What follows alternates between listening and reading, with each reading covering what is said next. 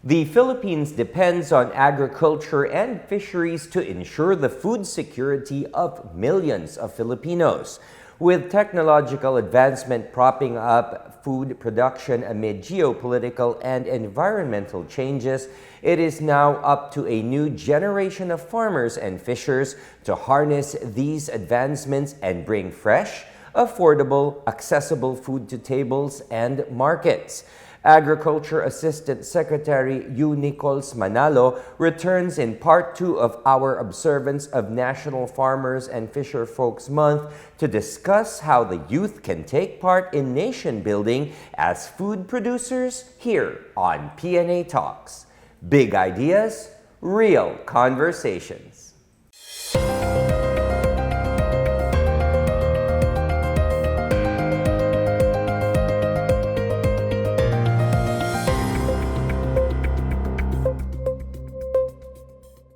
Ako po si Yu Nichols Manalo, ang Assistant Secretary for Operations ng Department of Agriculture.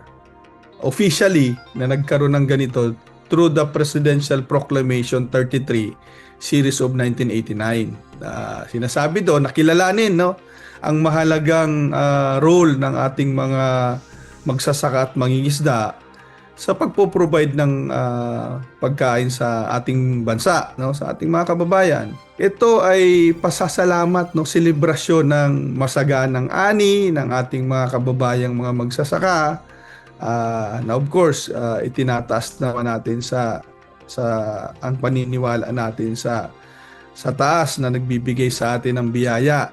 Ako po ay galing sa isang agricultural school, nagkataon lang na pinalad na makapasok dito sa DA, kaya yung aking napag-aralan ay pero yung kadalasan yung mismatch ng mga natatapos at ng pinagtatrabahuhan, siguro naman sa ibang sektor ganun din, Ang inaano natin, i-encourage na natin yung mga second o yung mga third liners, yung mga susunod sa ating mga lolo, mga tatay, mga tiyo, even yung ating mga nanay, mga tiyahin na nagsasaka at mga nangingisda.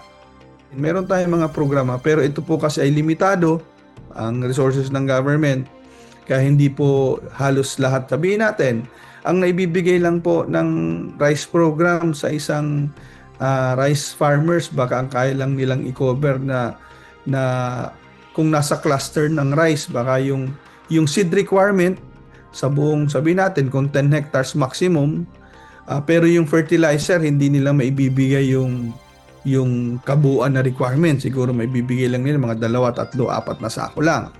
Ang corn program ganun din, maibibigay yung sa binhi, pero sa fertilizer baka 1, 2 bag lang din ang maibigay. Nabanggit ko kanina yung challenge sa pag-i-encourage lalo na sa mga kabataan na pumasok sa farming and even sa fishing. Nagbibigay ng mga support interventions, like production support. Andyan yung pamamahagi ng mga binhi, pamamahagi ng pataba, pamamahagi ng sabihin natin mga pestisidyo. Kasama na rin dito ang animal dispersal, ang fingerlings dispersal, kung sa fisheries, sa provision din po ng mga makinarya, provision ng mga irrigation support services, although ito lang yung mga small scale irrigation lang po ito kasi ang malalaki po ay through the National Irrigation Administration o NIA. Yung sa pangingisda naman po, pamimigay ng mga kagamitan sa pangingisda, even po yung mga bangka, mga technical assistance naman sa pagkakandak ng training, available po ang atin dyan through our Agricultural Training Institute.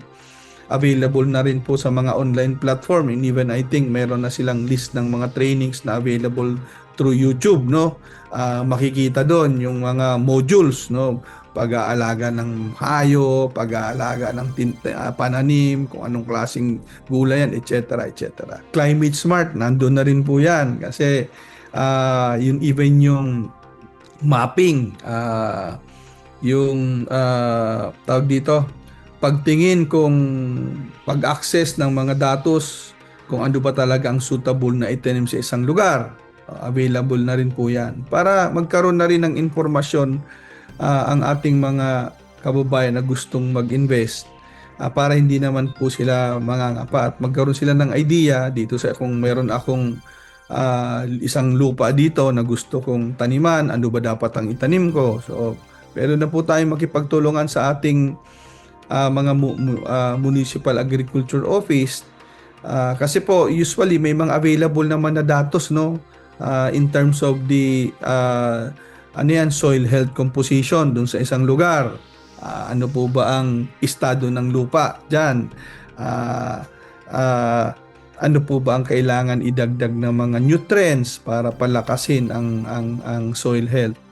Ang usual na tinitingnan o naiisip ng ating mga kababayan pag nakikita yung mga lolo nila, lola nila, tatay nila, tiyuhin nila na mahirap ang farming, no? Kaya sila even din dun sa mga kanayunan, pag nag-aaral ang mga bata, ang usual na sinasabi, mag-aaral ka para maging teacher, mag-aaral ka para maging doktor, maging engineer, maging police, etc. etc. Hindi yung aral ka para ikaw na ang tutuloy dito sa ano. Kasi mahirap backbreaking, di ba? Ang magtanim ay di biro, magapong na kayo ko, di ba? So even yung sa pangingisda, lalaot ka, madaling gabi o hanggang madaling araw. Pag hindi ka maswertihan, wala ka pang mayuuwing nakuhang nahuling isda.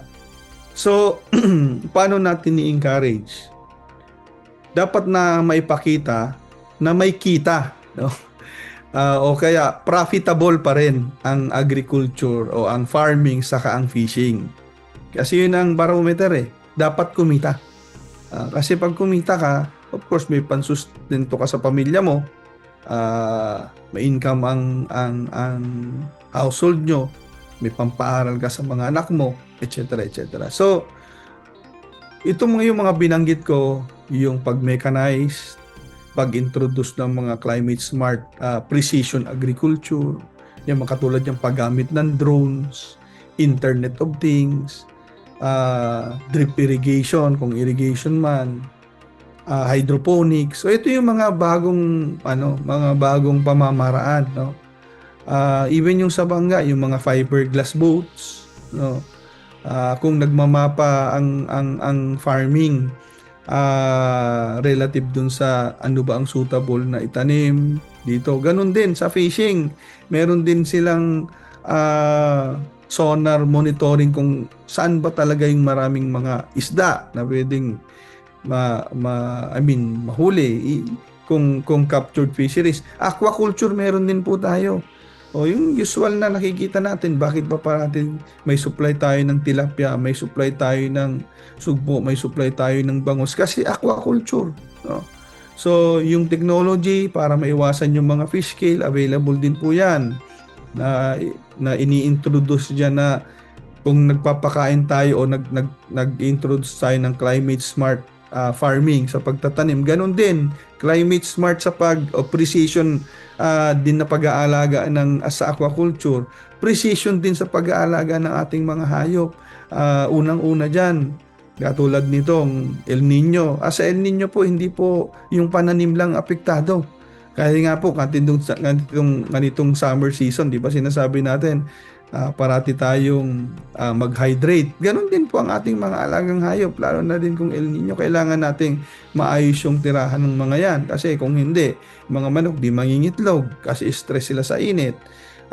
Yung mga baboy, yung hindi maayos yung stocking yan, o pagpapakain yan, yung nutrition yan, papayat yung mga yan. So, ganon.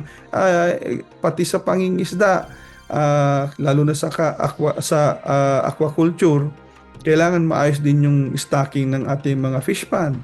Parati din nililinis yan, etc. etc. So yun po, may mga technology.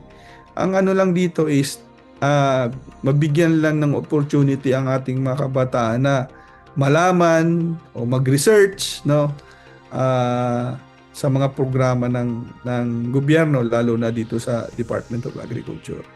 Sa ating mga kababayang mga kabataan, no, ang parati po namin sinasabi na kung sakasakali na hindi kayo mag-venture into farming, hindi kayo mag-venture into fishing, Pag nagkaroon kayo ng pagkakataon na magkaroon ng extrang income, no, extrang kapital, mga kapital po kayo sa inyong mga kanayunan sa agriculture.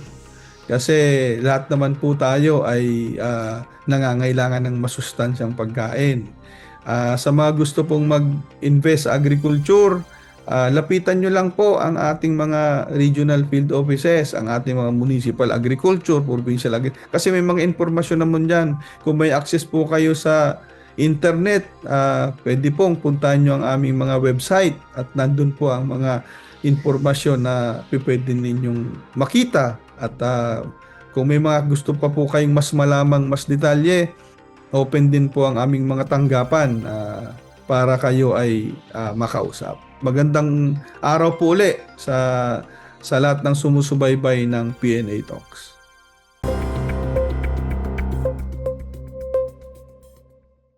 Big ideas, real conversations. This is PNA Talks.